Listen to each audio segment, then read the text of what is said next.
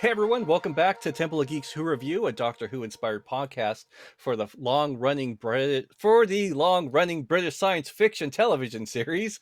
I am your host, Nate, aka Doc in the Box. And I'm your other host, Elizabeth, aka Lady of Time Cosplay. We are massive Doctor Who fans. We are here to talk about all things Doctor Who. Throughout our series, we've discussed the latest episodes, classic series, spin-offs, and everything in between. We'll also hopefully be bringing you some interviews with people who have worked in and around the series, behind the scenes information, and all sorts of other Doctor Who related fun. So whether you're a longtime fan, just getting started, or you're just curious about the show, I hope you'll join us for the ride. And today we are discussing the Interstellar Song Contest. And I feel like usually this goes without saying, but massive spoilers for this one. I do feel bad for anybody who didn't get off social media like Russell warned Yeah. them to. Um, because this had a lot of surprises that I was not expecting. This was a surprisingly heavy hitting episode for something that I thought was going to be very camp. Oh, yes. Yeah. Yeah. I mean, we'll jump right into it about what we thought of the episode overall because like that was literally one of my notes where I said very few shows can do an episode where the lives of 3 trillion people are at stake but still have it be so camp and fun. Doctor Who is a very unique show.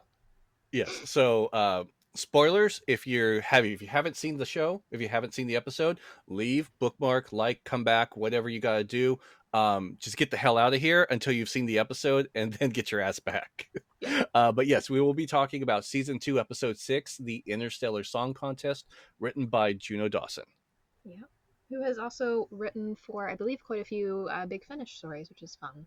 I would really love them to bring more Big Finish people on to write. Has she done any Big Finish stories on a certain character? Are there Big Finish stories on a certain character? I don't know. I'm not a Big I'm Finish not person. sure. I think the rights are weird, which is why it's been so long. Okay. Um, I'll have to look up a list of ones that she's done. But yeah, so like I said, what did you think of the episode overall? And also, I wanted to talk about how familiar or not we were with the concept of Eurovision before this episode. I'm familiar with Eurovision. Yeah. I know that Will Ferrell had a movie. Yes, I Um, forgot. I didn't Yes. really watch the movie, but I guess they based this episode off of that movie. I'm just kidding. No, I I'm think we're familiar with being Eurovision. real bad. I'm just not really big into it. Not that I have anything against it. Just never. I was never really exposed to it that much.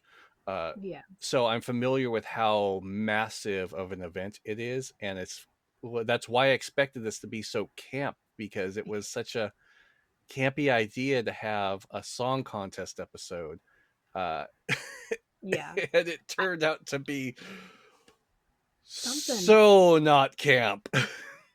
I mean, there were parts for sure. There were I mean, parts. there were parts. I was aware of Eurovision because people on Tumblr really like Eurovision. Plus, I follow some people from Europe on there. And so I've seen like bits and pieces throughout the year. I've never actually like watched the finals or the whatever. I've never actually watched the televised event of Eurovision, but I've always seen like bits and pieces of like screenshots or clips out of context, and it just seems wild. I was also aware that ABBA came out of Eurovision. Like ABBA formed as a group because of Eurovision. I think is what I remember hearing or I learning. I might I think that slightly is wrong. correct, but we might be collectively wrong. Who knows? Right. So I was familiar with the general concept before this episode, but had never actually watched it. And if this is anything like the actual event, at least minus the dome being blown open on their arena and people floating out into space, it looks fun. Yeah, I mean, it looks from what I've seen, it looks really phenomenal. I Mhm. know the one of the most recent ones. I forget who the artist was, but there was like this really spectacular like camera movement that happened around one of the artists during the recent one. Um, and then yeah, ABBA. I think because even the doctor mentioned he went to the one in '74, I think, with ABBA Yeah, when he was talking to Belinda about it. How it just started as a little I want to contest and now it's say intergalactic. I want to say it's been a hot minute, but I think I don't know if it was that one specifically, but I think there is a short story somewhere where the Doctor and Martha went to Eurovision. Oh, I think it might have been the ABBA one, but I'm not entirely sure on interesting. that. It That would was have been like, cool. yeah, because it like it wasn't a book or anything. I think it was like because they used to do like more online tie-ins to the show. It was like she like Martha had a blog and was like blogging her adventures in space and time. Um, How did I but not yeah, know about that? it's not like it's like you have to go on like archived websites now to read it. I forget even why I Oh, so found was it it, but I like believe it proper was blog, not like the like their shorts that they used to do? right. Yeah, so it was like actually like MySpace or something to that effect. I don't remember exactly. I meant to Oh, look that okay. up, but I forgot until we were talking about it. No worries. Okay, that's probably why. Because I've seen like a number of like the shorts that they have like outside of the standard storyline, things like that, and that's why I was Yeah. surprised I didn't know Yeah, it about it. wasn't anything that they filmed. Yeah. So, what are your But overall yeah, so what thoughts and feelings on this episode? I mean, like I said, very few shows can threaten the lives of 3 trillion people and have it be so funny and camp and then also very dark. Yeah, I think that's something that Doctor Who does amazingly is those what should be contrasting tones and makes them work very, very well together. Like another thought that I had, especially when Cora was singing at the end of the episode, was it was like almost like the camp, more fun version of the Gorman arc in Andor that we just had. Especially with the cat lady speaking French and Gorman is apparently space France. And just this season continues to be so like every single episode has absolutely hit it out of the park. Like again, like I said before, I did like season one, but this is just on another level, amazing, so well done. yeah. I think I had words and opinions on Lucky Day, mainly because I just the I didn't like Conrad at all, and obviously he's coming back. They Instagram posted or whatever the unholy trio that they called it, the unholy trinity, Yes, yes. with the three of them. So obviously Mhm. Conrad's coming back. Um, but other than Lucky Day, which wasn't my favorable episode, this whole season has just been ridiculously good. And you can add this to the tally of the number of times that Nate has said, oh shit, at the screen because the second Susan came up, there I went again. This season, like before this, it was only Flatline. Flatline was the only one I ever screamed at my screen at. But this season, every damn episode has been getting me, and I'm not complaining, but still, And like we kind of talked about with Ivy when she was on to talk about the well. I know that there have been leaks for this season of Doctor Who. But even though those leaks have happened, I'm glad that they've like at least been able to keep them contained enough, or at least people who have seen the leaks have kept them contained enough that I have had zero clue that any of this was kind of leaked ahead of time. So I am grateful for that. And also, why do people leak things? It makes me annoyed. oh, not just that too. Russell T Davies' unapologetic just hint at the spoilers, like you're gonna want to watch this episode right away because you don't want to get hit with a flood of spoilers. A flood of spoilers. I Dude, applaud that. Good job. you can tell he's having fun. Yes. This You can this tell he's season having fun. is amping up really well. But am I? It makes me even more sad that regardless of like people keep talking about, oh, will Disney renew, won't they? Like to my view, like Disney would be stupid not to renew because of how loved this show is and how well it seems to be going, whatever. But one way or another, we are going to have a bit of a gap because they haven't started on season 3 yet. And I am so bummed that we're going to have that gap because this season has been so good. I just want it to keep going. Oh yeah, I totally agree. And I'm also curious if and worried, I guess I should say, because of the gap, is there a storyline? Like is there like do they foresee where they're going to take the show after this already, or is it one of those things where like we wrote it to here, and then when we get greenlit, then we'll start working from there. I Um, believe I can't remember where I did see him talk about it, but Russell has said that he does have ideas up to season 4 okay. at the moment. So he's got his ideas, he's got his plans. Just for the most part, it depends on what the budget looks like, I guess, because should Disney choose not to renew, that is going to impact their budget. They would then have to find another distributor for Doctor Who because you can't like lose the rest of the world as your audience.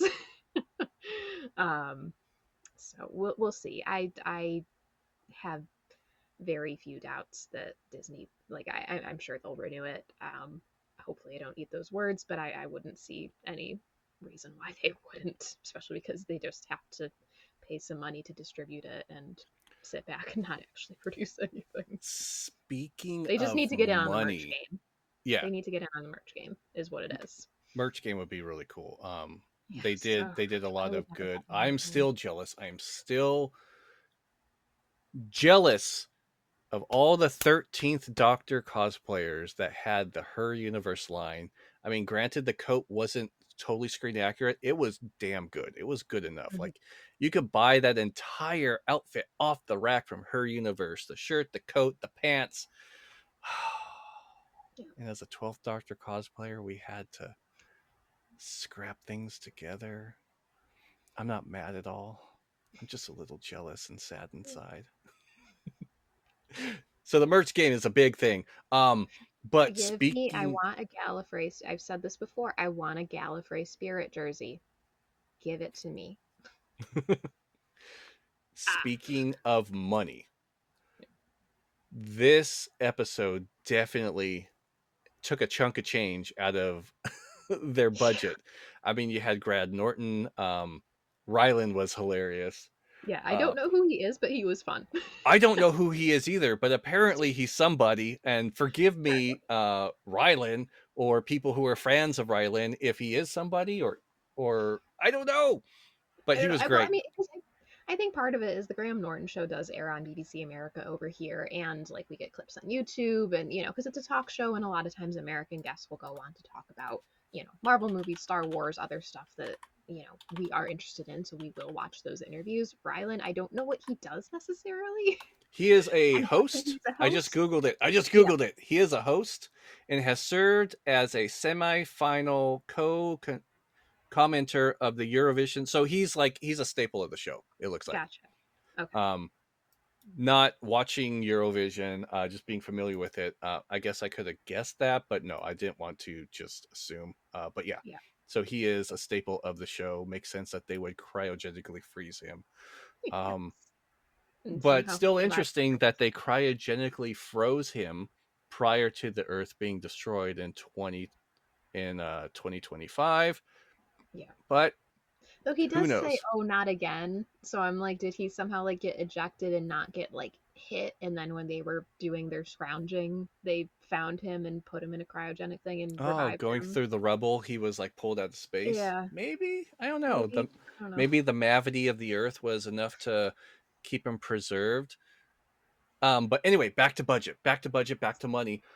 Oh my god, not just Rylan, then you had Graham Norton, and then the sets of the show were just amazing, Gorgeous. and not just even the sets. Shout out to the costume and makeup department, because holy crap. I know that most of like the background was probably digital. It wasn't really there, but you had everyone in the pods, everyone in the front of the show, everyone who was on stage, like all that makeup, all Cat those lady. prosthetics, all of those costumes, like they went all out on this one. And in retrospect, with how heavy and how important this episode was, I'm glad that they really did. They did a Yeah. phenomenal job on everything about this show. I I even spotted some of the pig human hybrids from the Dalek two-parter in season 3 in the audience, which made me laugh. I saw Because pig that is an people, but episode. I didn't know That if is they an were episode I've specifically those people or not. Well, I don't know if it was specifically meant to be, but like it was the same kind of like costume or mold or mask or whatever. Yeah. It was probably just something that they could kind of pull from the archive that wasn't like too iconic that they could get away with in a couple of shots here and there, and people would be like, "Oh, I know that," kind of thing. Versus like you can't stick like Daleks or Weeping Angels or whatever else in the audience, but the creepy pig looking things from the Andrew Garfield episode that I watch more than probably anybody should.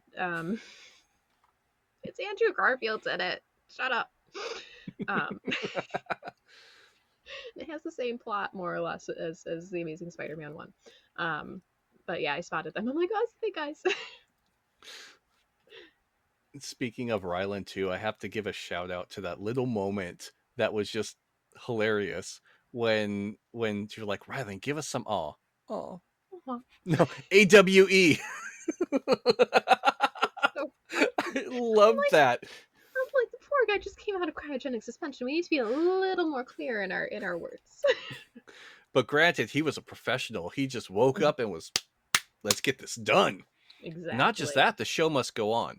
Like the Exactly. way they really like portrayed like having technical problems and everything, and he's like, well, okay, let's bring out our first contestant. Yeah.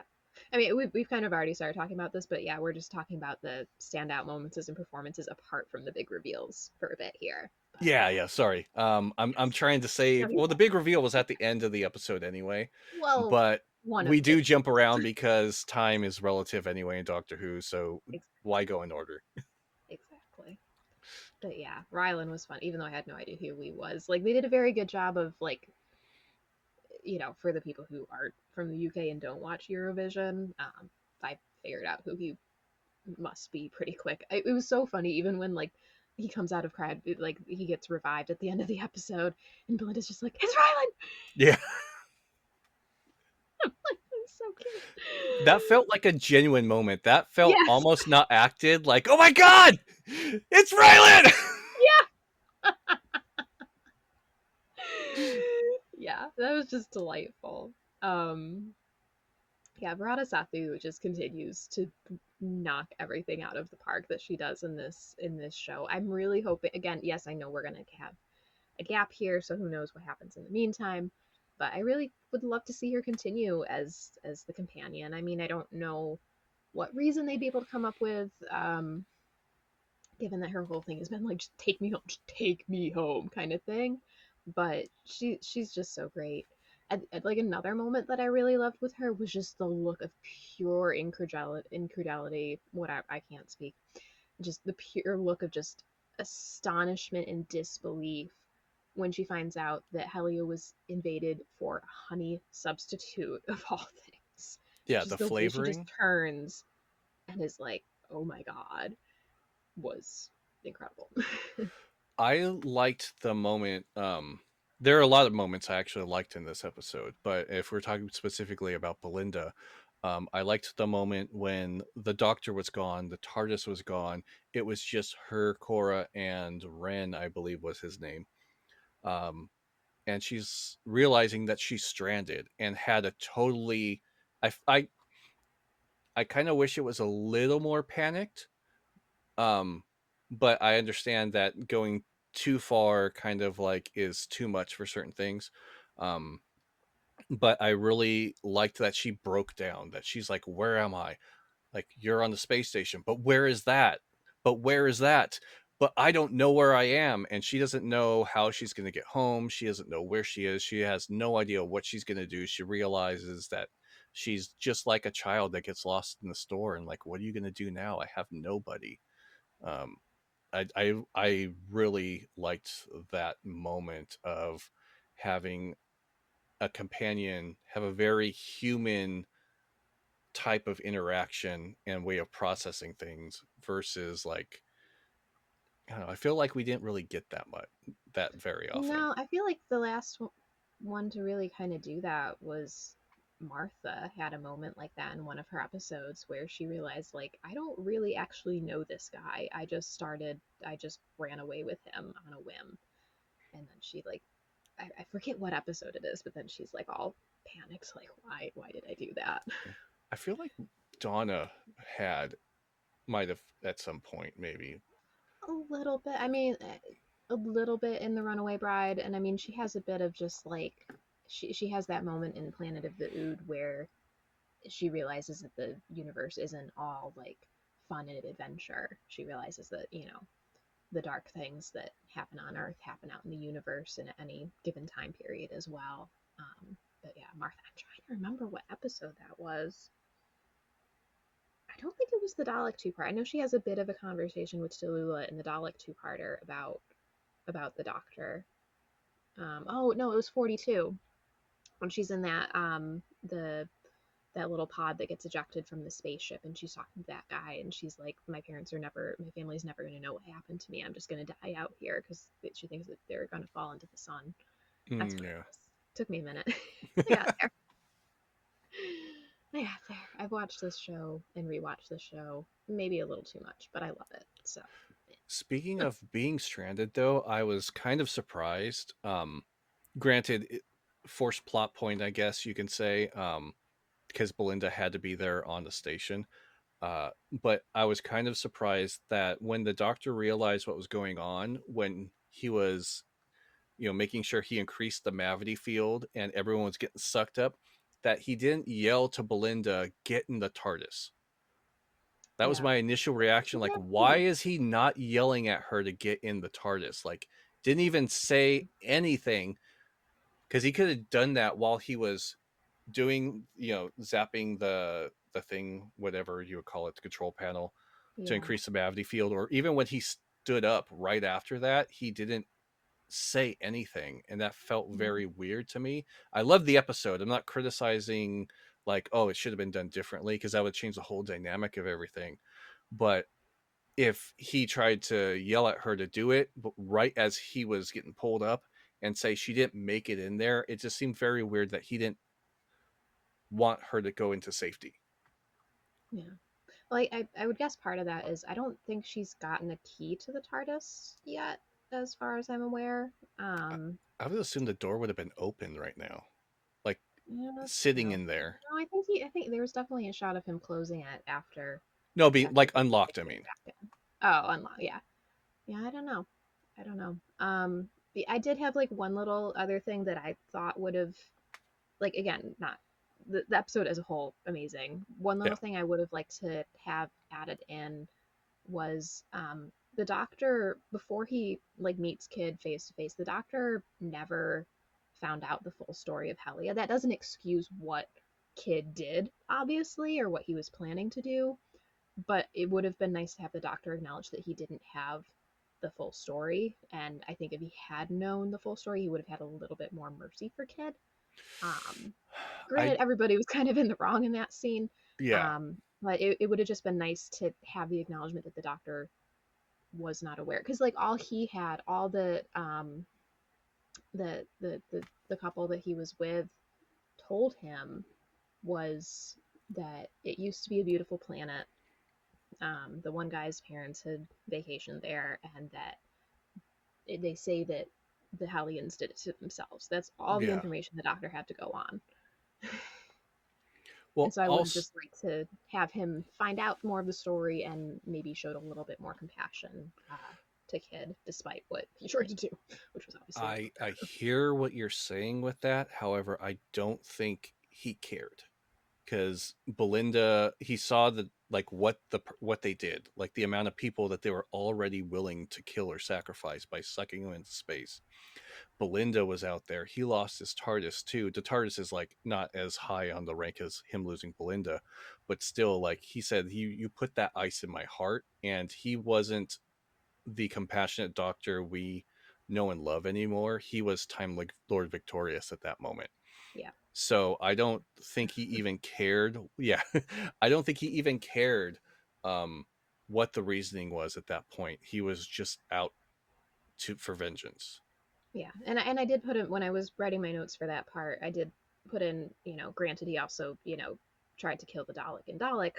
Yeah, so that's kind of an extension of that as well. But um, yeah, it was just one of those bits where it's like he went so straight into that, and like for the character, I do understand why that was written that way and everything. It was just one tiny little thing that I think would have just made just a little bit better, especially if he found out like the truth after what he did to Kid. Again, he probably still would have been very mad at him, but he maybe would have been like, hey, I know what it's like to lose your planet, but you can't go around trying to murder people. Yeah.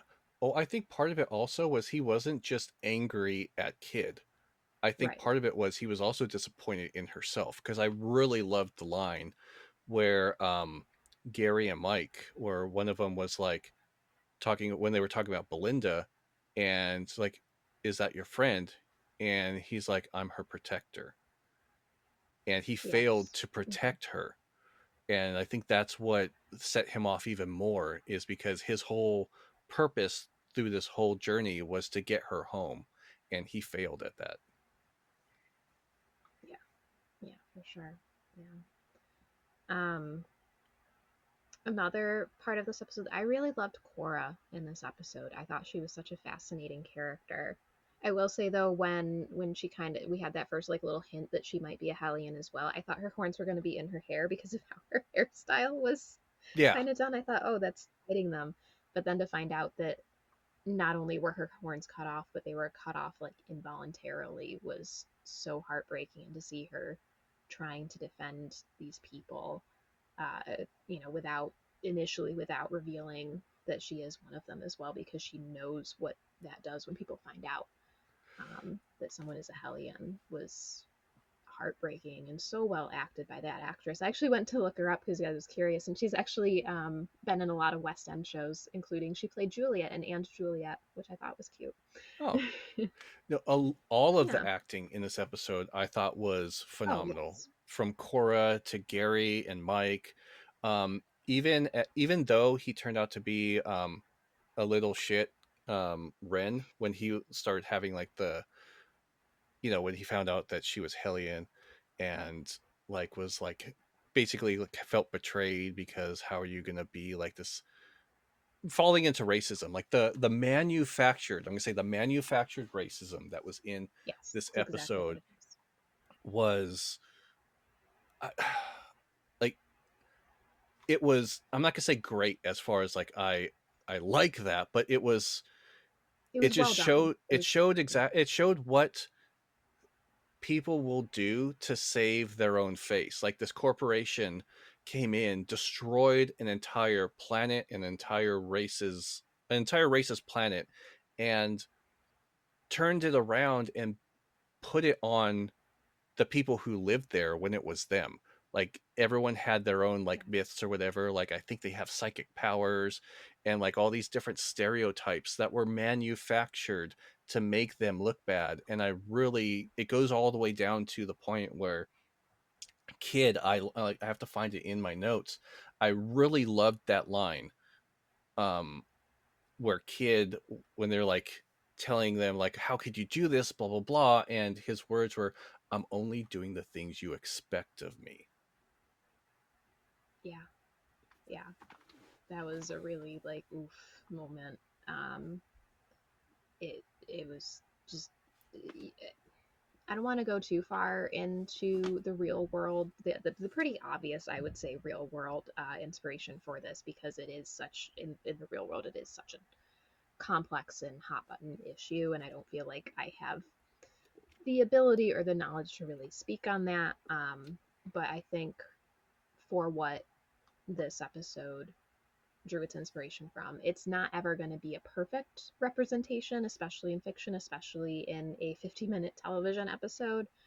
But I think overall, you could tell that it was done with with care for what Yeah, they were paralleling in the real world. Because it was just heartbreaking. Like when as soon as I realized, I was like, oof, yeah, no. But it was really well done. I think for the time that they had to explore the very complicated issue I and make will. it slightly less complicated so that people could follow it on TV. Yeah, I will say, forgive me, I don't know the actor's name.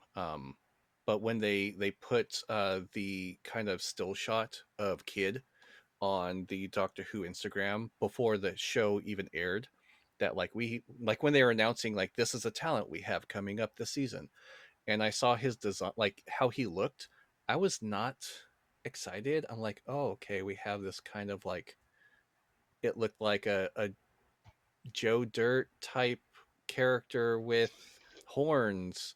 Okay, cool. This Punk could be a rock. great episode. But but then when you got to the episode itself, like honestly, like I forget the actor's name. Forgive me for not remembering his name, but he was phenomenal. Like he is the epitome of somebody who has nothing left to lose and is willing to make everyone else feel exactly how he feels. Like just everything from like the look in his eyes to the little like at the end of the episode when after Cora sings and nobody's applauding yet. Before everyone applauds, when it sounds like no one's applauding, he does this little like a tongue thing in his mouth, like just everything about how he played that character was phenomenal. And I prejudged the little still shot too much because he was I'm not gonna say he was terrifying. I'm not gonna say he was like Avengers level tier terrifying for the Doctor, but like as a villain, he did a phenomenal job playing that character. Yeah, like all the like kind of nuances of just being so so rightfully angry at what's been done to his people in his home world, but then also like the extremes that he's willing to go to, and just the kind of, like you said, the kind of like, yeah, that's about what I expected after Cora sang and nobody applauded at first, because he's so just, he can't conceive of a way to, he just resorts to violence rather than trying to do anything else. But also he's probably seen other people try to do other things, and not, again, not that that justifies anything of what he's done, but yeah, he was really like, him and I believe the his girlfriend was Win, I believe Win, was the yes, character's name. They both did amazingly, especially Win's kind of look as she's watching Cora sing, even though she's just kind of told Cora off about, like, you abandoned me, you've never done anything except hide, because she might not even know that Cora's horns were cut off by force and not, something that she chose to do to try to further her singing or whatever, was incredible. Um, but it's understandable one too of the because other things that, all they see is Cora just living the life of pretending yeah, she's not who she is. So I exactly, understand the resentment that they had for her exactly, too. yeah. Yeah, one of the other like really heartbreaking parts of the episode too was after everybody's been through this entire thing, they all almost died, they got brought back, they've been able to, get the song contest back on track. Cora says that she's from Helia, and you just hear that lone voice go back to where you came from. I'm like, Right. and it's one of those things, kind of like you said when for the Ruby episode, where it was just like, ooh, that hits a little too close to home. Or maybe not home, but a little too close to real life. And Yeah. it's just like, oh, it's like people will go through so much and then still be racist. And But it's it was needed. mind boggling, Yeah, like oh my but god. very true, unfortunately. Yeah, and I as much as I hated that because like it sucks like when you have like when you think of the future sometimes like I mean I grew up on Star Trek and like everyone just basically kind of for the most part like you had some racism in Star Trek, but at least for like most of everything it wasn't like everyone got along. There was a whole purpose. There was a unified meaning to everything. And so when you get to shows like Doctor Who, where you have things like this, where even like thousands of years in the future, people are still hating on each other because they don't understand someone else, is saddening. But it also helps tell, I guess, our story in real life too. And one Yeah. thing I really loved, at the end of this episode when Cora sang and she finished and no one was applauding, my first thought, because I had to go back on this like immediately, my first thought was, why isn't Belinda clapping? Mm-hmm. Or why wasn't the Doctor clapping? Like they weren't the first ones to clap. And I was at first a little upset that they weren't the first to cheer her on. But then when it was Gary that was the first person to clap, and then Mike joined them, and everyone else clapped, I actually got a little emotional at that, because when you think, if you want, I don't know if this was intentional, but when you think about it on a deeper level, um it is, it was better that the doctor and or Belinda wasn't the one who clapped, that it was just the regular people in that time. That one regular small voice sparked a wave of change. And I don't know if that was intentional or not, but on a deeper level, that's to me what it meant to have Gary, just the regular tech guy from the Interstellar Song Contest, be the first person to spark the wave of acceptance for Cora. Yeah. Granted, will everything be solved after that? No, but it's a step in the right direction. And it just took one regular person to do that. And I loved the thought or the meaning behind that. I don't know if they meant to do that or not again, but if they did, that was phenomenal. Like, I applaud that. I love that.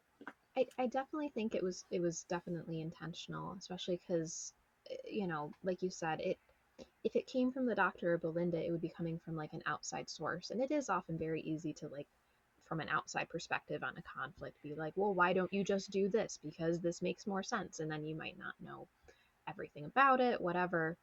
But to have somebody of that time and place be the first one to clap and to accept, especially when there was a line earlier in the episode where Hellions aren't even like allowed to sing, which Yeah. is crazy to think, because why? But I guess it's because of this song that she sings.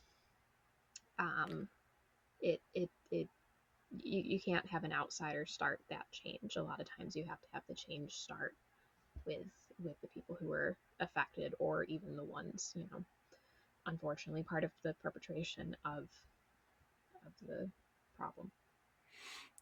Now, while we are talking about Cora's song in this moment, I, I I applaud. Like, I don't know where, like, who worked on it. If it was Juno Dawson herself who wrote the song, or if they had someone outside write the song. I assume they hired some type of linguist, because whatever they did to for the Hellion language, I guess, Hmm. was just beautiful. And uh even with the subtitles, it says alien language when she sings. And I don't know if it was a different language, because I'm unfamiliar. If it's another language that's known on Earth, I don't know what it was. But if it was a made up language that they created just for this song, just for the actress to rehearse and learn and sing, oh my god, it was so freaking beautiful. Yeah. And also, like, so, like, first I'm giving like a shout out to, like, just, if it was a created language, just the linguistics to it, how they made it just sound so, like, natural and beautiful.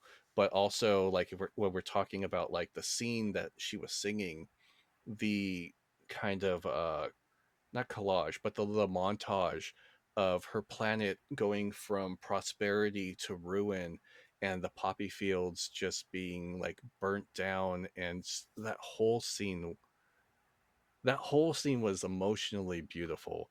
um Even with Cora crying, and Kid, before, like, no one was clapping at first, even Kid, like, tearing up. Just, that was a great scene. I love that scene. I really like this episode. I'm just gonna Yeah. say.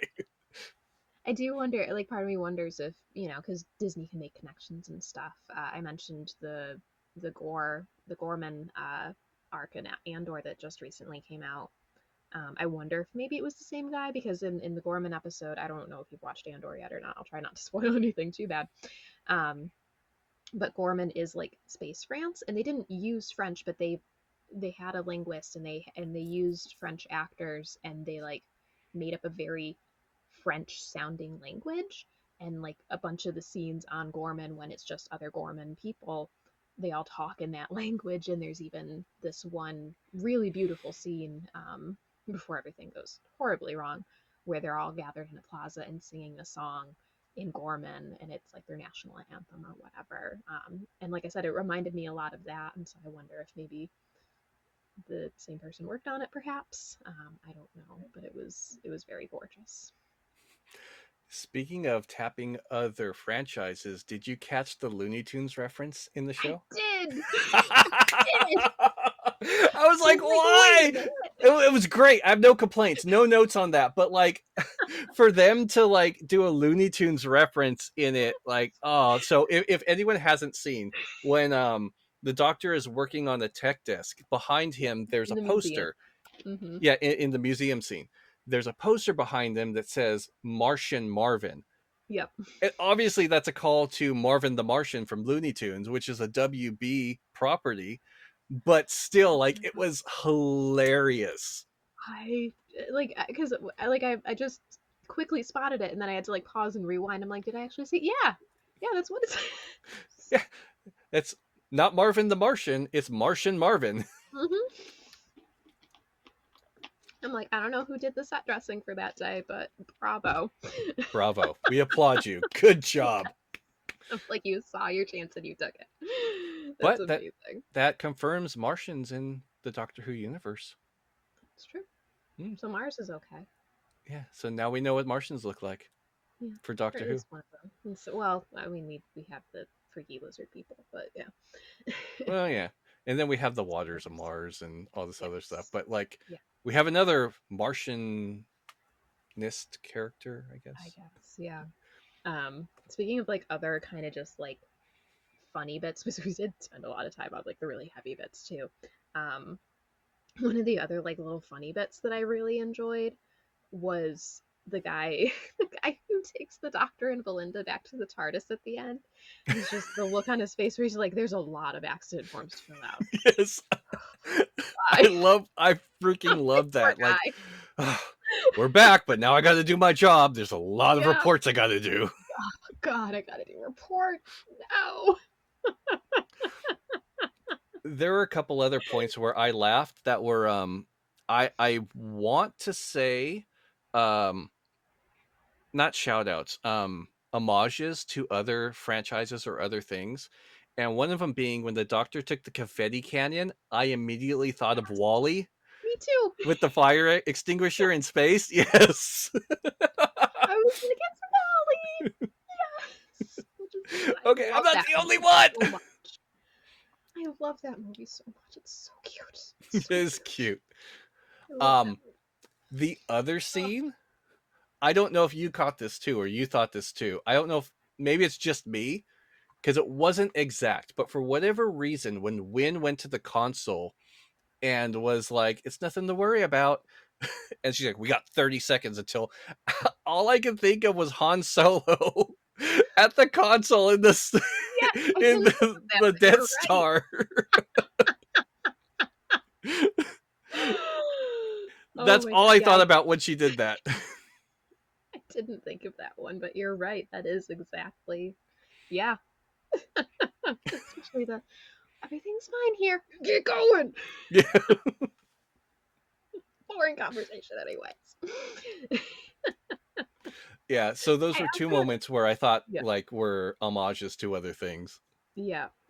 Um, there's also just a level of like obviously what he's saying is very like serious and whatever, but like having Graham Norton of all people do the exposition at the end of the episode was really funny to me for some reason Yeah.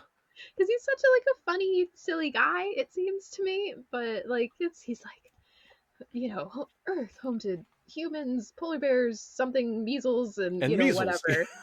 Poor planet Earth died, and I'm like, I know that this is very like, critical information that the Doctor and Belinda need at this juncture in the story, but like it was just kind of funny having him be the exposition. Yeah, and then his intro is like, "But I'm long since dead." Sad face. I too love watching clips of the Graham Norton show whenever I come across them because he's very funny.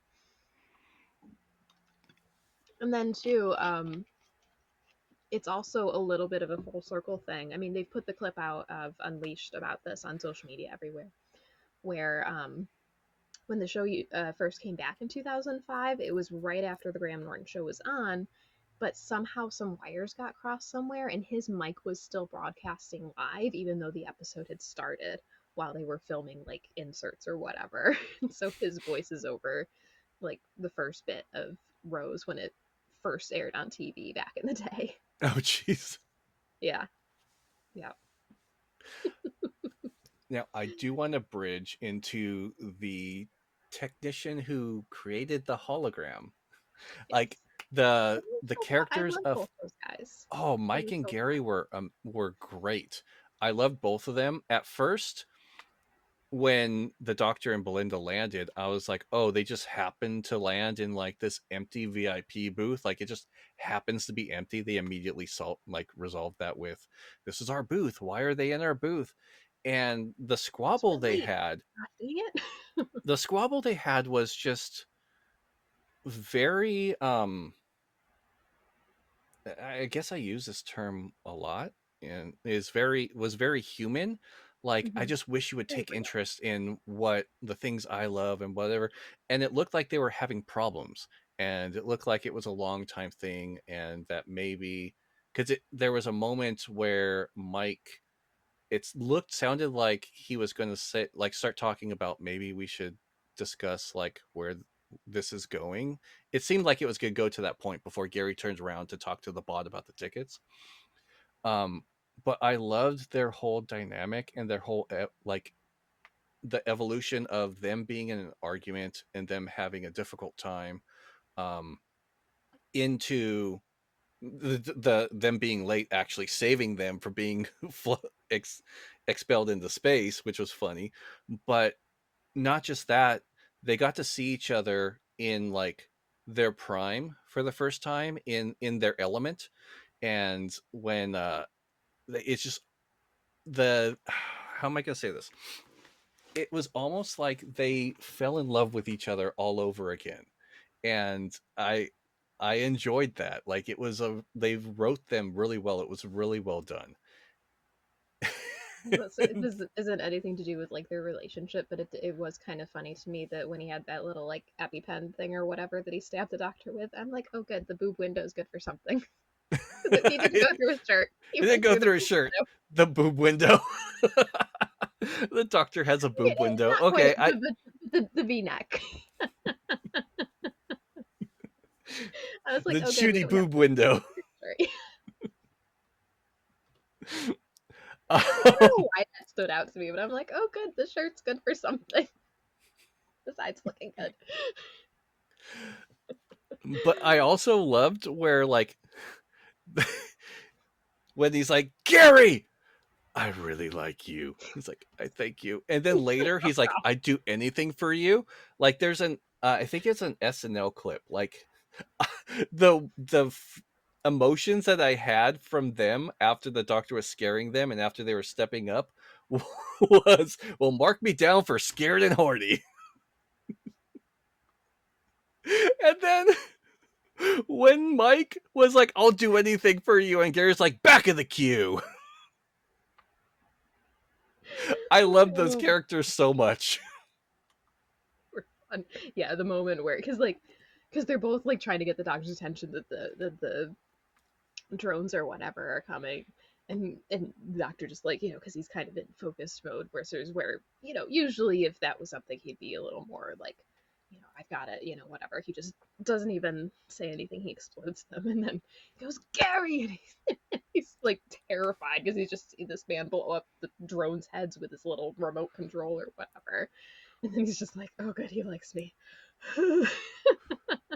Well, this is just a testament to the acting that Ncuti did in this too. Like, when he was working, like, you could tell that he was frantic, and like when it first like cuts to him and he's working on the wires, the way he's working on the wires is like there's a subtle like frantic hand shaking that he's doing, and you Mm-hmm. could tell that he's not really thinking straight. He's not in control. He's already in that mindset of, I am going to destroy this person for hurting the people that I love.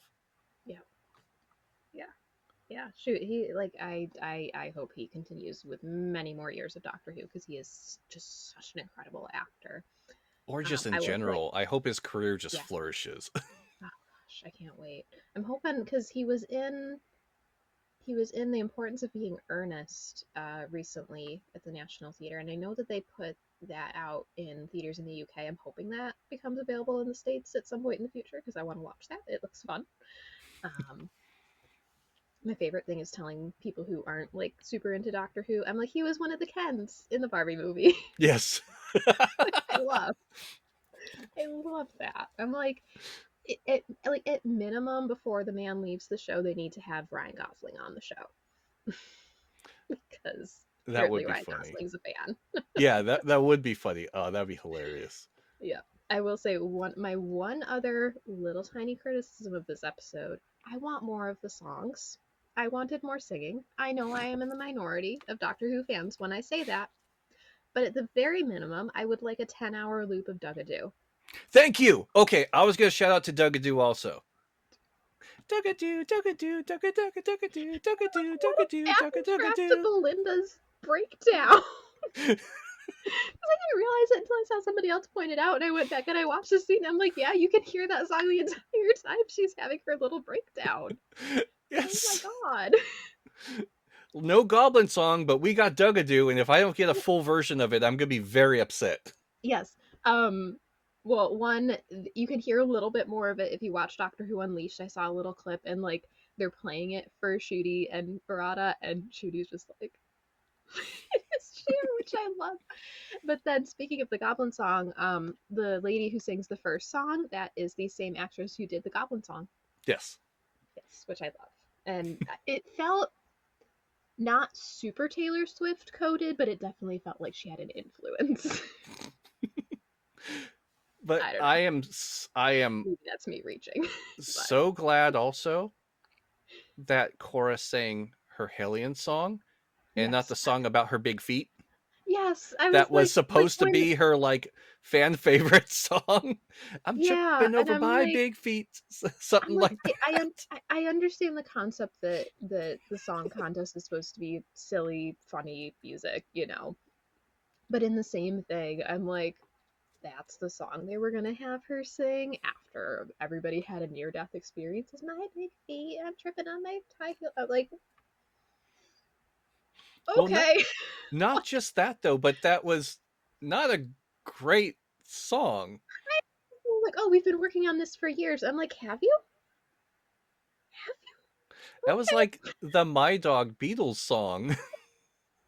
Which I wish they would have used. That would have been so funny. But yeah, I did have a moment of like, I get that. I mean, because I think it does feed into the story of like, yes, her horns were taken off involuntarily, but she's been in hiding and she is, though she knows what a tragedy it is that's happened to her people, she's also just kind of gotten sucked into this life that's like more silly and frivolous and whatever. And I think that's kind of the point that they made with it, where she had like a silly song, but I was just like, okay, I guess. But yeah, I'm like, was that really the song he wanted to have everybody? Like, oh, okay, whatever, whatever. But yeah, So where's the 10-hour loop of Dugadoo? I want that. I do. I would like that. I need it. And Yes. maybe a little plush, a little Dugadoo plush. Yes, he's so cute. See, this is why Disney needs to get on the merch game because we would have a plush of him already. Unless We they're would, unless except they're they're going with busy. a They're busy making Stitch plushes because the live action comes out like next week or whatever. I mean, granted they did drop the ball with Grogu also. Well, I think that was more so that he didn't leak. In It was a the while. meantime, we It was a long while that they it didn't make was merch for it, yes. and then they sent cease and desist to all the Etsy people and everyone else because yeah. Frozen ran into the same thing where they didn't make nearly enough merch for Frozen. And then you have a movie like Wish, which they had way too much merch for. So I can understand where there's like balance, but it's like, y'all, come on. Yeah. So we've talked a lot about the non-big things that happened, the non-big reveals. So let's kind of dive into it. First up, what do you think is up with Susan? Is she trapped, freaking out? Belinda, what do we think here? I really don't want Belinda to be Susan. Okay. I really don't want Belinda to be Susan because I just want Belinda to be a companion, like just a normal, regular companion. Granted, if like the way they've been writing the show, if she is Susan, I'm sure it's going to be in some great, phenomenal way, and I'll probably go back on saying I wish it wasn't Susan, but I'm just the more we're getting, the more I'm feeling like she is going to be Susan with the things like you said before, like how'd she know where the TARDIS is? And why'd she say, well, then let's go home? And then, um, grandfather, come find me. And in the, because there are a lot of links that connect her to being possibly his granddaughter. um, when the not the star maps, the star certificates touched, and it looked like their timelines were fused or connected, and he was holding her as a child. Was that him holding his granddaughter as a child? Like a lot of it points to this might be Susan. Um, Yeah. but I'm not really wanting her to be Susan. So maybe Belinda as a character still continues on, but maybe it's she's By gonna regenerate generation. Yay. by again, another by generation. By generations for everybody. Um but maybe she'll regenerate and we have someone else continuing the character of Belinda slash Susan, or who knows. Um I don't know. I did. That was a point where I was like, "Oh shit!" When Susan came on the screen, that was my Nate says, "Oh shit" at Doctor Who moment. And I got a little emotional. I Yeah. did. I think I started to like well up Yeah. Like just when seeing I her was like, again. oh my god, wait, hold up. Yeah, It was one of because it was completely unexpected for me. I was like, wait a minute, or hold up. yeah. And then later on, when she's basically begging the doctor to stop torturing Kid, like we do have to focus on that too. We do have to Mhm. focus. We'll go back. Um, talk about Susan now, but I really do want to focus on that scene that Yeah. Ncuti did where he just went off on Kid Yeah. because yeah. I Um mean, that scene is like one where I'm hesitant to. It's in my opinion that scene is like a pointer of Belinda not being Susan because Belinda is not in the room yet when Susan appears to him begging him to stop. Belinda doesn't know what's going on until she walks into the room, but Susan's saying stop, grandfather, stop. Um, so I'm not really sure what's going on with her. Like she might be a Belinda like we're talking about. Um, I don't know if maybe the Rani has her captured somewhere and that's why she's saying come find me. Um, I mean, and again, the suit for after years of everybody being like every mysterious woman is either the Rani or Susan, give me Romana. Throw her in there. Might as well. I don't know. Um, but yeah, I don't know what's going on. I will say, if anybody is interested in learning more about Susan's history, I do have an article up on Temple of Geek discussing her TV origins and a little bit of her spin off stuff, and then what we have had more recently with her in the series as well. So you can go check that out on Temple of Geek. templeofgeek.com. Yes, exactly. I will be changing. Right now, it's just like who is the mystery woman in the TARDIS in this episode, but after a few more days, I'm going to change it to who is Susan. I Yeah. just didn't want to put anything too spoiler out there right as the episode aired. But one thing that I didn't think about until we were talking about this just now is one thing that might be pointing towards Belinda being Susan is at least in there is some discussion on how true this can be because of whatever, but a lot of stuff in the early Doctor Who winds up not being quite exactly canon just because they were making it up as they go along.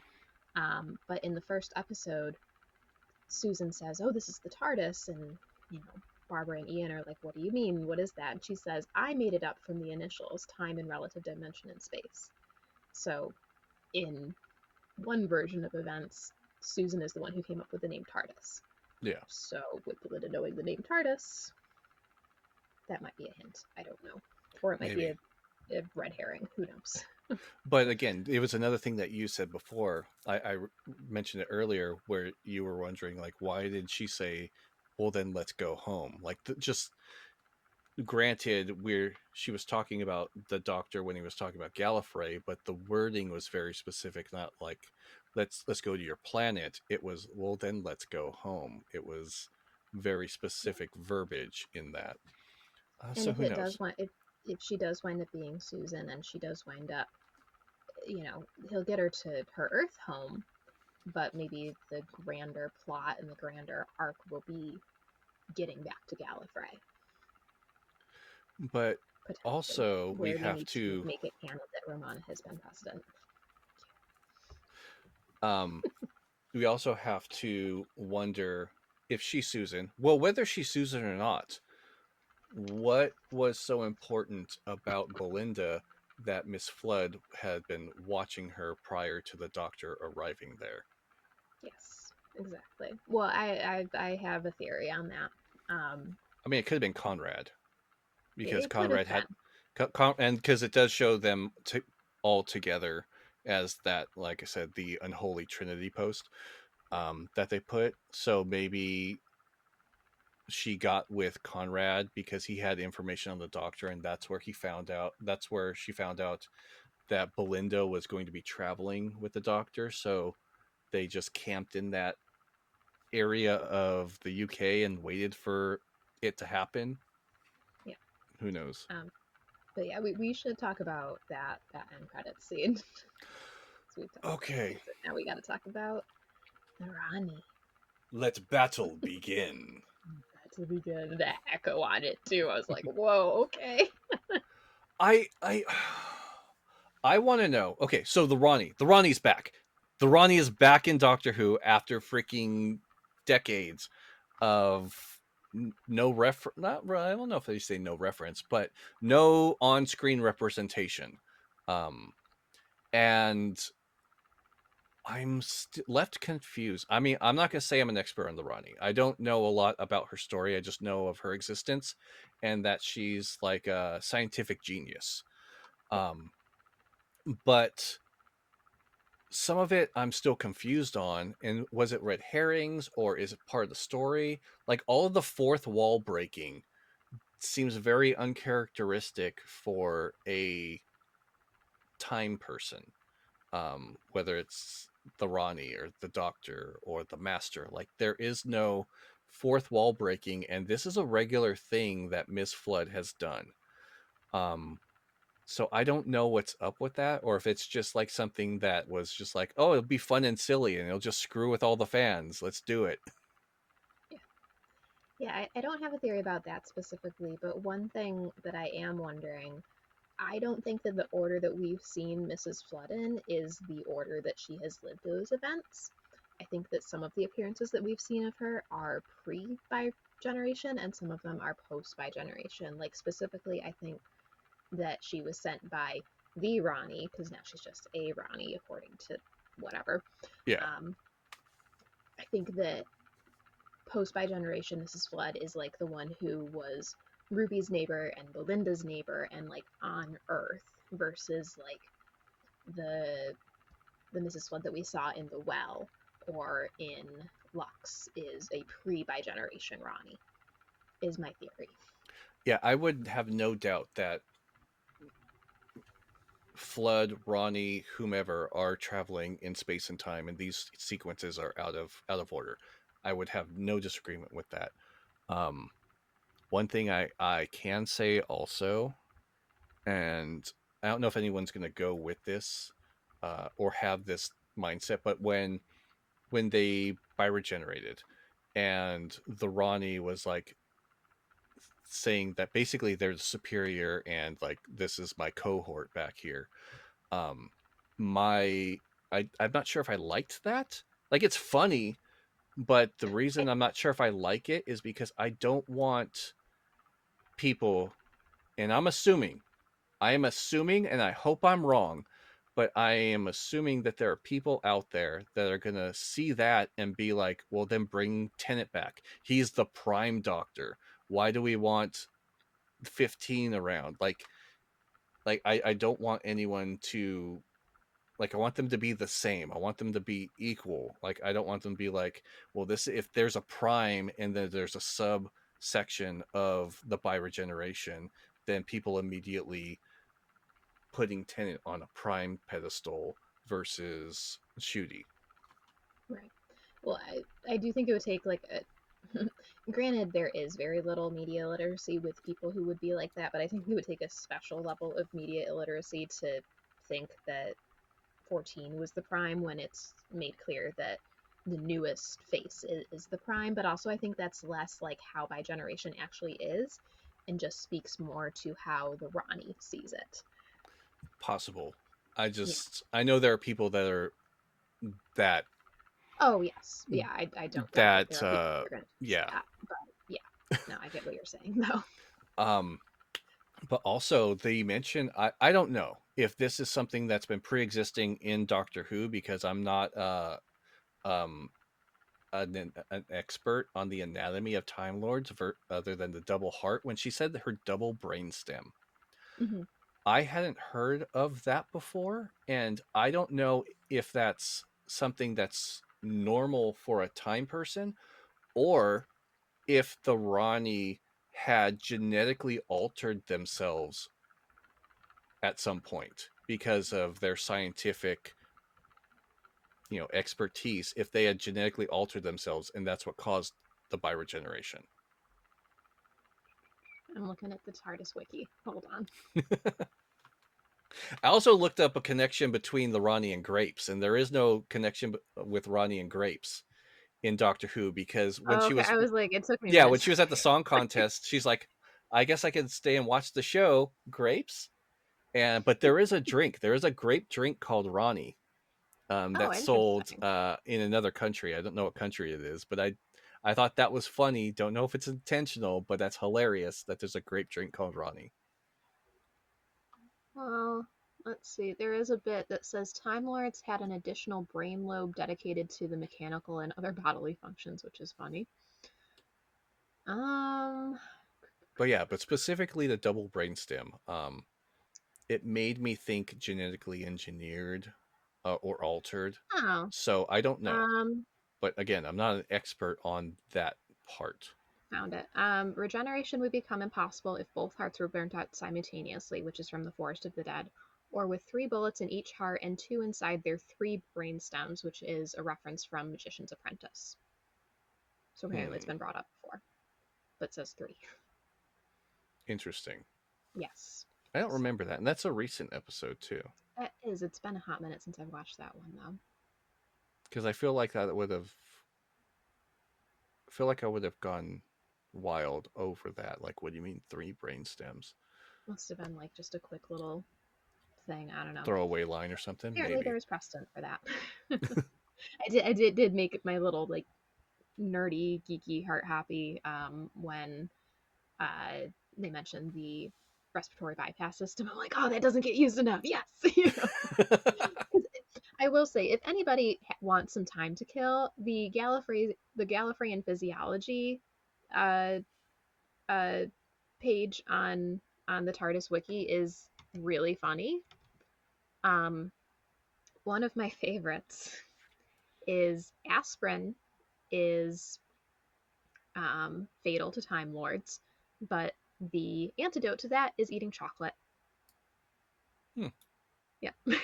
Interesting. It is this whole huge page, and it's from all sorts of like it's some of it's TV, some of it's books, audios, whatever else. So there's some weird stuff in there, but it is an entertaining read if you ever have time. So I do have an idea on Miss Flood also, Mhm. because in the, I'm gonna keep referencing it, the Unholy Trinity post where it's Conrad, Miss Flood, and the Ronnie. Um, you have Miss Flood wearing keys again. So is she gonna take on a Time Lord title, the Governor? Maybe. Oh, because she is I wearing think the keys so. again. Yes. And then is Conrad the Master? Mm-hmm. Yeah, We I was we gonna have get to that start was discussing that too, Because Yep, wasn't yeah, Miss that was Flood my the one next that took point the too. tooth? Yeah, wasn't Miss Flood the one that took the tooth? And is it the Master? I don't And think Conrad is I, necessarily the master, but I think he might be a body for the Rani to use to bring the master back. or he could be like Yanni again. Yana. Was it Yana? You are not. Oh yeah, Yana. You are not alone. Yeah, that's right. Mhm. I will say, so Doctor Who social media did put out that post immediately after the episode ended, and I feel bad for anybody who didn't watch it I before that know. post went up because geez Louise. No But they, chill. I know, no chill. They did, they called them the Unholy Trinity, but then Russell did recently, he also on Instagram posted a photo and the caption, I'm going to read the caption as is, and then Okay. we'll discuss about it. Next week, Wish World. Enemies old and new unite as the Doctor faces the Unholy Trinity. This is only two-thirds of the Trinity. The two Ronnies count as one, because I say so. And then, like, the face. The third is lying in wait exactly 160 years away. This emoji. So stand by.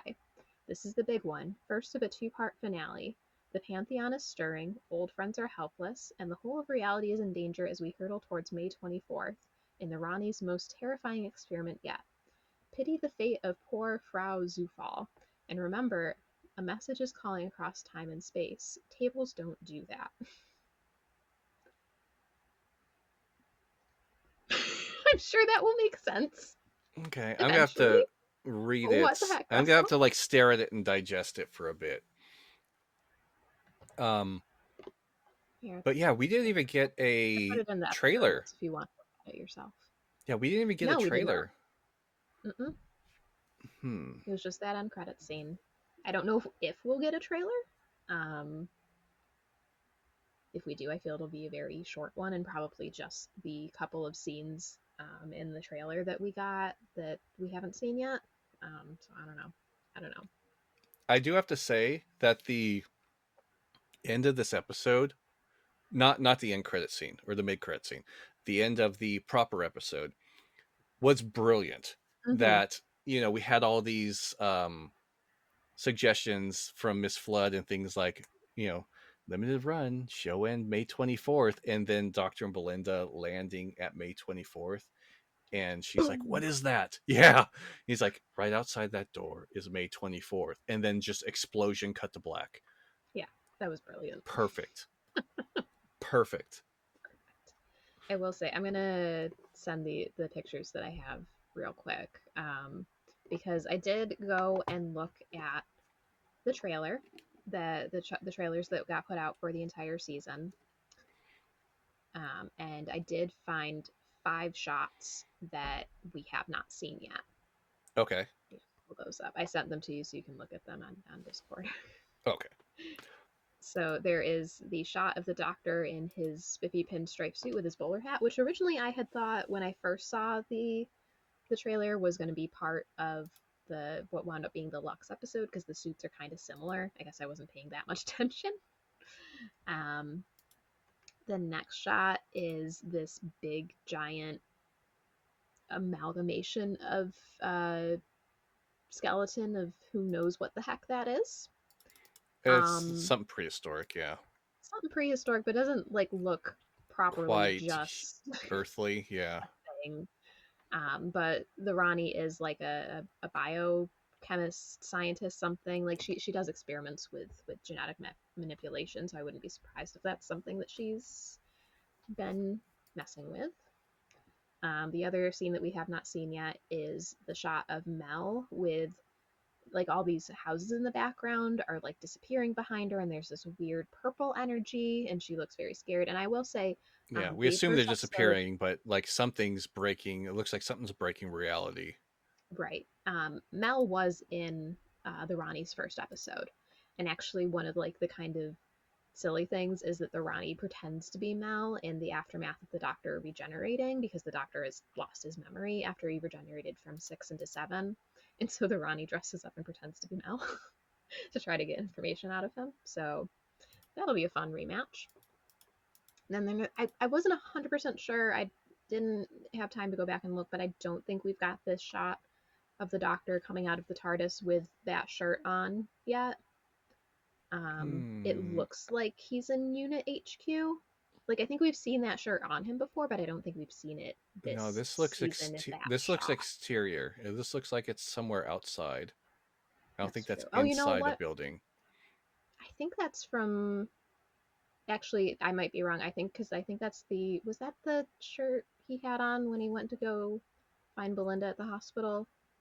I might have been Maybe because I misremembering. remember him. I think he was wearing the He had the kilt on, but I kilt think of at one point, the same tartan design. Yeah, right. So that I might be wrong. Then there's a kind of shot where it looks like Swiss cheese that the hallway is made of, and yeah. Belinda is behind him. He's got the same suit on that he has in that first shot that we haven't seen yet. The pinstripe. He doesn't have the bowler hat on anymore. But something He's got about that his suit face is on. distorted. I don't know if it's Yeah, just the. he's the full like actual shot because I just took screenshots. He's going through like some sort of energy barrier in the Oh, shot. okay, okay. Yeah, and then those almost look like the same drones from the Harmony Arena, but I'm not Those entirely sure. those look like they are the same drones, and in this setting, that looks like a beehive, Yes. Yeah. not Swiss cheese, but like I don't know, something about it looks Beehive makes more very, sense. very. Oh, that's kind of actually funny. Yeah. Is that? Wait, no, that'd be no. Never mind. I'm making a weird connection to the drones looking now in this setting, looking like bees, and that looking like a beehive, and then the corporation torching a planet Oh, for honey flavoring. that's true. Um, so yeah, those 4 or 5 shots we haven't seen yet. I think maybe that the one with him in that tartan shirt I might have been wrong on. But yeah, so those are the only things that we've seen at the last 2 episodes thus far, as of recording this podcast. Yeah, it looks like reality is just. I mean, the last episode's the reality war, so Mm-hmm. everything could be just folding in on itself, kind of like how time was happening all at the same time when uh, the doctor didn't die, when the Yes. river refused to kill him. I forget the name. Mm-hmm. Was that the doctor's wife episode? No. What was the name of that No, the Wedding episode? of River Song. The Wedding of River Song. That's what it was named. Yeah, so it could be Yes. something like that where reality is just all warped and happening. Everything's occurring at the same time. Who knows? We might get more insight into the first season on this too, because remember we had a lot of coincidence that was happening, and then the Yes. goblins had come out, which was And very Miss story Poppy. like. I'm sorry. And Miss Poppy being in the last episode. Captain Yeah, and then Poppy. what's up with Poppy coming Yeah. back? Um, Yeah. Because that's one of the questions we don't have an answer to yet, as of this point. yeah, and then that was another thing where something came into reality that was just thought up was the Mm-hmm. boogeyman. Yeah. So who knows? It's going to be very interesting. Yeah. Uh, Yeah. Especially if anybody hasn't seen this yet, not this next episode, but the season series, whatever you want to call it, finale, will not come out in the morning. It will not be midnight West Coast, 3 a.m. East Coast, 8 a.m. in the UK. It will not come out until it is airing on TV in the UK. yeah, So that's kind of like roughly usually noon West Coast, 3 p.m. East Coast. RIP to me because I work from 10 to 6. um, but it will be interesting. but I Um, do have to ask the question that needs to be asked. What do they need the Vindicator readings for? yes. Why is Part of that so me, important? And why does the Ronnie slash Miss Flood slash whatever whomever they are all working for, what is that needed for? part of me is wondering if like they're backdooring something into the Vindicator, and they're also taking triangulations for where Gallifrey is at the moment.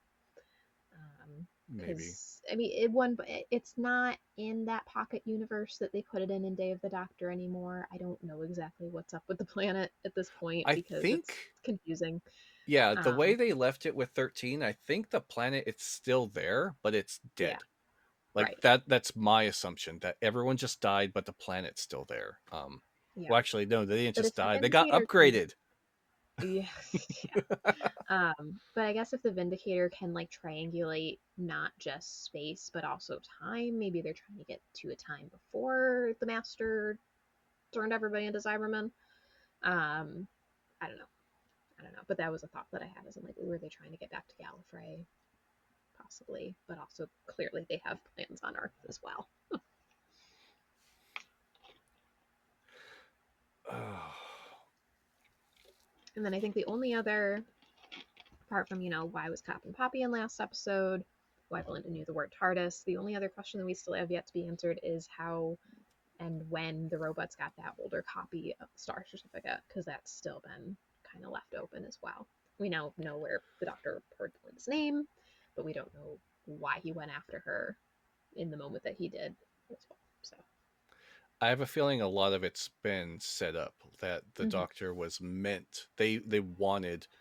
They're using Belinda to get something from the Doctor, whether it was the Vindicator readings or whatever, or whether she's Susan and needed him back with her or something.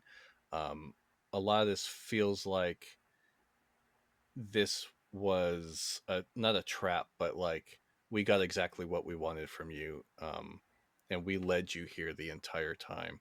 Um, a lot of it probably sparking from Conrad because he already knew that she had seen, she had traveled with him in the future. Um, yeah, I don't know Yeah, what's there's a going lot. on with it. There's a lot still to come. We've got 2 episodes to get it done in. So I don't know Yeah, if we're getting a Christmas special this year or not. I don't Um, know. I mean, nothing's filmed, I don't think. Not that I'm aware of, unless they kept it very, very quiet, which I think would be really difficult to do. They Yeah. have to be all inside on, not on location stuff. So, But usually there'd be like the announcements that filming has started, like right. whether they kept the story hush hush and filmed indoors so nobody saw it, there would be the knowledge of like, yes, this is being filmed. Right. So who knows? Hopefully, we get the good news of a Disney renewing their contract shortly after the season wraps up.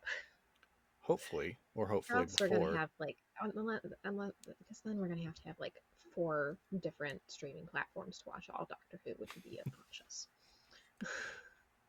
Now, before we wind down, because I feel like we might be winding down, but sometimes we don't because we just start We are talking like about almost an things. hour and a half into this recording, though. Thank you for staying with us, everyone. We Um, appreciate but well, it. it's such a big, impactful episode. Like this Mm-hmm. deserves to be spoken about I at don't think length. anybody expected it to be this big and impactful. Like, I No. think everybody just thought, oh, this is going to be a nice little fun jaunt before the season finale, and then like, wow. Well, I knew part of it was going to go dark when I saw the trailer and everyone was like ejected into space and they looked like Mm-hmm. little ants just like floating there. But like, so I knew part of it was going to be dark, but I didn't expect it to be this impactful. Mm-hmm. Um, and I really want to go back to as far as the dark, just again Shooty's acting with how like just don't mess with him. Like when he took the hard light and was just messing with Kid and just shocking him over and over and over. Like this might be one of the very few episodes that the Doctor didn't cry in, that the Doctor didn't shed a tear in. All he He did did. is he welled up. He welled Yeah, up, during but when he he didn't was saying, actually cry because he yeah. was so engulfed with rage in this episode that there was no room for tears, just revenge. He was willing to take everything out on Kid in that moment. Go ahead, you raised your I, hand. I will say it would have been fun to find out that the Doctor is also an angry crier, because I do that and I hate it so much. I'm crying because I want to hit you, not because I am sad. Anyway. No, but like just I loved how you can see the light leaving his eyes.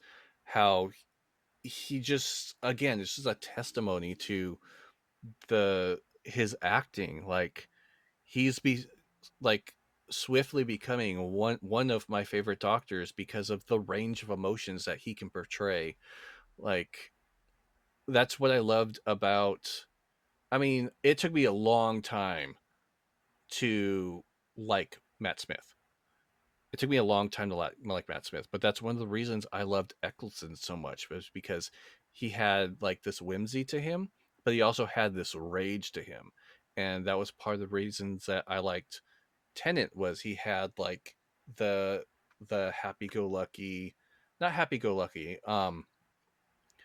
but he was just like go with the flow, and then like I am going to destroy you for even looking at the people I care about the wrong way.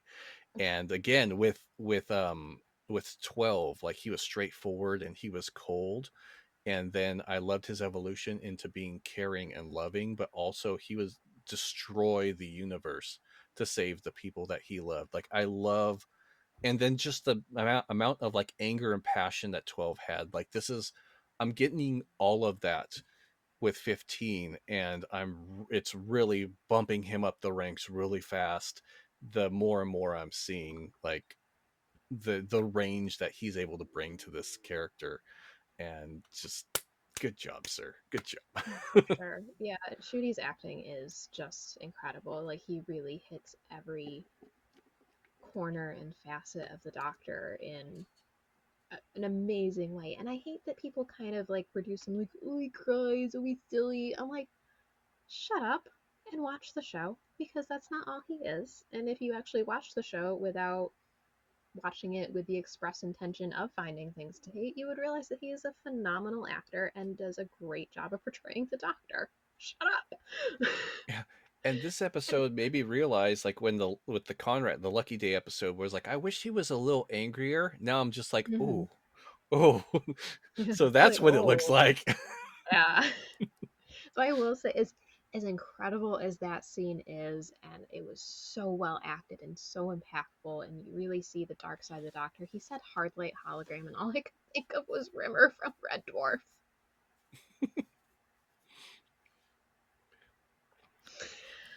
But But then then very quickly that thought left my brain as I watched the incredible masterclass in acting that Shooty and everybody else in that room did. But I was like, oh, I also loved great. that Belinda was watching the Doctor on the screen. It Hmm. was kind of like Rose, where like that's the Doctor, and like they can't see Yeah, each other. Um, but then her realization, like that's not him. Like yeah, something's going on. This something's wrong. And as she came in, and her little gasp of like just like no, like yeah. it wasn't that feeble, but like her little gasp of no, realizing what the Doctor was doing, and then that snapping the Doctor out of what was going on. Like it's another representation of the Doctor needing companions to ground themselves in humanity, otherwise they just lose it. um, Exactly. and Tennant had that a lot, where if he didn't travel with someone, he would just start becoming that morally superior, like every the universe owes me type thing. And he needs these companions to keep the kindness in his heart. And I don't know, I really enjoyed a lot of what was going on in this episode. It was an amazing episode. Just, again, I think a lot of people, myself included, thought it was just going to be a fun little, whatever. But between the reveals of Susan and the Rani and just the incredible acting from everybody all around, it's definitely up there in terms of probably one of my favorite episodes of the show. Especially because it had some fun singing. I like the musicals. I but love the you musicals. I want more but no Bond. goblin song, alas. And no dog song. It would have been really funny if somehow that was something that had survived the Earth imploding and somebody decided to sing it. Duckadoo, duckadoo, duckadoo, duckadoo, duckadoo, duckadoo, duckadoo, duckadoo, duckadoo, duckadoo, duckadoo, duckadoo, duckadoo. But we got that. Again. Russell, somebody, Murray Gold, whoever is in charge of these things, I want a 10-hour loop. I will say, I did also see, because we're recording this podcast a little bit later than we usually do. We just had some scheduling stuff and whatever else. So we've actually gotten to see some other people's reactions to stuff going on. Um, when usually like we record it really fast, so we don't see anybody's reactions before we record.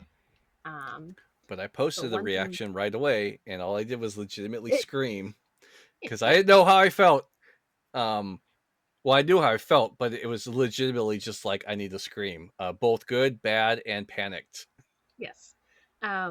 But one thing that I saw somebody else point out, so on the Doctor Who YouTube channel for like a while now, they've had this live stream of the relaxing TARDIS ambiance, whatever. But Yes, if you go to it, of course, they're just going to play the ad on me. There we go. Oh no, they're not doing it anymore. Okay. Well, somebody had pointed out that right after the episode had aired, it went to the red TARDIS and was the cloister bells. Now it's back to normal TARDIS, but I thought that was interesting that after the episode came out, they had the cloister bell and the red lighting. So hmm, also, interesting. I need the TARDIS to be fine and not have the tart interior change because I'm currently working on a TARDIS dress cosplay for New York Comic Con this year. So they need to not change it because I love that design and I have some specific things in mind. Oh, I'm sure it'll be fine. It's blown up once before already in this, run of this TARDIS interior, so it'll be fine. I think we kind of hit everything. Again, we're an hour and Yeah, a half in, so like we appreciate y'all listening to us. I just think I this think we episode was really well written. it was Even so incredibly done. even Also, small parts that we didn't talk about, I'll just mention it like really quick. Like the utilization of all the characters, also from Ren, the producer guy, like mm-hmm. working in tech, to Gary doing like the lighting and the tech, and then like Mike being the nurse or whatnot. the the way the Doctor utilized everyone to craft the hard light and turn uh Rylan's cryo booth into a revival booth, and from that to using that technology to have Rent make the VIP booths into revival booths, and the even the whole, like, was that ABBA that was playing during So it that was not sequence? ABBA, but Okay, it was a song that was in Eurovision some time ago, which I thought was okay. really cute. Like that Yeah, whole scene was just fun. Like it brought such like a dark toned episode back to life in that moment. And I really enjoyed that everyone was being utilized to assist with it. And I don't know, I really enjoyed the the writing of this episode. And there was a yeah. line I wanted to point out, um that Cora had, when Ren started, realized that she was Hellion, and that he all of a sudden felt like, he was starting to like discriminate and hate against her just based on his like bias against the race. And when he said, "I am not going to help you," the without hesitation, just that same beat, then help everyone else. Like, Yeah. I freaking loved that line so much. Yeah. The Uh, selflessness of just like not just her character, but like there's a bigger picture here. You need to set your shit aside, help everyone else. I exactly. loved that. Yeah, because you could tell that just from because realistically she's not in a ton of the episode, but just the between the acting and the writing, you could tell that even though she loved what she was doing and she was grateful for what she got to do, she also understood that she had been leading it in a very privileged way for who she actually was. And had an understanding of that, but also as soon as she was able, she made sure that she did what she could to help. Which I Yeah. thought was And nice. I also Going think back it to the song real quick, I oh did yes, because go I go. did look it up. So, Making Your Mind, and this is all from Wikipedia. Making Your Mind Up is a song by the British pop group, and I'm going to make sure I say this clearly, Bucks Fizz, with music composer John Banter and lyrics written by Andy Hill. Released in March 1981, it was Buck Fizz's debut single, the group having been formed just 2 months earlier. It represented the United Kingdom in the Eurovision Song Contest in 1981, held in Dublin, and it won the contest. Nice. Yeah, it was a fun song. I'm like, It that's was going on a fun. playlist somewhere. But yeah, overall, incredible episode. Every episode has been incredible this season. I cannot wait to see. Maybe minus one. Okay, It yeah, just wasn't my favorite. which I Lucky understand, Day but wasn't my favorite. I know, It just hit too close. it maybe in time you'll be able to revisit it when hopefully things are better. I don't know. Well, I Um, mean, it's yeah, Conrad's going to be I back, get that. so like Yes, it was probably. I mean, not probably. It was obviously a necessary story to tell, and we'll see what's to come. yeah, And I, at this point, I don't even know what's coming. I don't I even don't know. know. I don't know. We know very little, and I'm very excited to see what's coming next. Yeah, because we have the Rani bi-regenerated. We have Conrad, who may or may not be something beyond what they are. Could be the master, could be something else. Who knows at this point? And then we also have the Pantheon, who has been absent from this for like the last two episodes now, or Yes, maybe though I three. will say, somebody else, I forgot that I didn't save the post to see who it was, so I'm able to give a direct credit, but I did see, I think it was on Threads somewhere. If you look at the logo for Harmony Arena, it's the giggle. Is it? It's this like peak. So Hmm. that's something interesting that I That thought is was interesting. a little detail. I don't know if it's 100% on purpose or not, but yeah. That's interesting. Hmm. hmm Yeah. Hmm. Because if with how, especially in the beginning, this season paralleled season one, we'll probably get another member of the Pantheon in this finale because we had Sutek last season. I'm sure somebody else is going to pop up. Well, just based on the post that you said Russell T Davies had shared, the Pantheon has to come in play at some point, whether they're a pivotal part of the Unholy Trinity. Because I guess they said the Unholy Trinity is Conrad, the Rani with Miss Flood is one, so we're missing one more. hmm Um, I assume it's going to be another one of them, but who knows? At this point, it could be the master. It could be Omega at this It's point. It could Rassilon. be It freaking potentially Rassilon. is. Like, who knows at this point? Myself. Who knows? But yeah, All so right. I think we've wrapped it up. We had pretty much everything in this episode. A lot I happened in think this we did. episode. So, Surprisingly. surprisingly, a ton of stuff happened in this episode. Um, but if you guys have any thoughts on the episode, let us know for sure, please. Let us know what you thought. If you have any theories for what's going to happen in the next 2 weeks. But I think that's all for this episode of Temple of Geeks Who Review. We hope you enjoyed it. If you did, please be sure to subscribe and leave us a review. You can also follow us on social media for more Doctor Who content. We're on Blue Sky and TikTok is at Temple of Geek, and also you can join our Discord and talk about Doctor Who and other geeky things. You can also visit templeofgeek.com for Doctor Who cosplay guides, episode reviews, news, and more. Thanks so much for listening. Oop, you've got one Oh, thing?